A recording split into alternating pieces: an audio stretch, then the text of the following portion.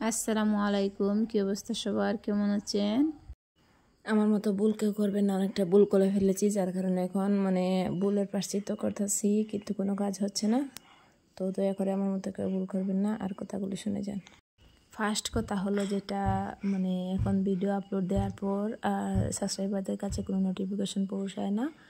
কেন পৌঁছায় না সেটাও কিছুটা বুঝতে পারতাছি আমি। তো শুনবেন, আমার সাথে চলুন। আর এতক্ষণ যেহেতু ভিডিওটা দেখেছেন, তো দয়া করে একটা লাইক দিয়ে যান, আর নতুন হয়ে থাকলে চ্যানেলটা সাবস্ক্রাইব করে দিবেন। আর দ্বিতীয় নম্বর কথা হলো যেটা আমি আগে প্রথম গজল আপলোড দিতাম, তারপর দিকে প্রথম ব্লগ দিয়েছি, তারপর দিকে কদিন গজল দিয়েছি, তারপর দিকে আমার গলাতে একটা সমস্যার কারণে আমি আর আগের মতো গজল গাইতে পারি না, যার কারণে গজল আপলোড দিতে পারি না। তো অনলাইনে দেখলাম অনেকেই অন্যর ভিডিও কপি করে আবার আপলোড করে দেয়। তো দেখে ভাবলাম যে আমি তো ভিডিও যেহেতু বানাতে পারি না, একটা পরিশ্রম হয়ে যায়, তো ভাবলাম ওদের তো দেখি অনেকটা ভিউজ আসে, তো ভালো ইনকাম করছে, ভাবলাম তো আমি এরকমটা করে দেখি, আপলোড করে দেখি। তো পর দিকে আমি দুই একটা শর্ট ফিল্ম যেটাকে বলে, এটা আমি ডাউনলোড করে তারপর দিকে অনেকটা এডিট করে তারপর দিকে সে ডাউনলোড করেছি। তো প্রথম তো সমস্যা হয়নি, দুই একটা ছেড়েছি, কিন্তু পর দিকে আমার একটা সমস্যা হয়ে গেছে, যার কারণে আমার চ্যানেলে একটা কপিরাইট স্ট্রাইক চলে আসছে।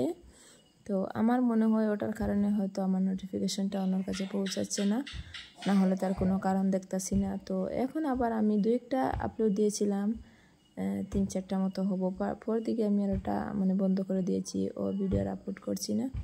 তো ভাবলাম নিজের থেকে যা পারি তাই করি, যেহেতু এখন গলাতে ভালো লাগছে, আগের মতো এমনটা অসুবিধা করতেছে না।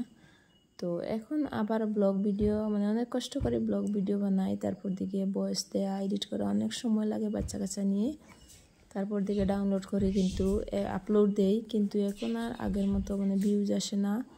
কোনো ভিডিওতে 5টা, কোনো ভিডিওতে 4টা, 3টা এরকম ভিউজ থাকে। আর আসল কথা হলো ভিডিওটা ছাড়ার পর দিকে নোটিফিকেশনটা কারো কাছে পৌঁছায় না। তো আমার মতো এরকম ভুল দয়া করে কেউ করবেন না, অনেকটা ভুল করে ফেলেছি। যদি জানতাম আগে এরকম হবে, তো তাহলে আমার যা ভিউজ আসে তাতেই আমি আলহামদুলিল্লাহ ভরসা করে থাকতাম, কিন্তু বুঝতে পারি না।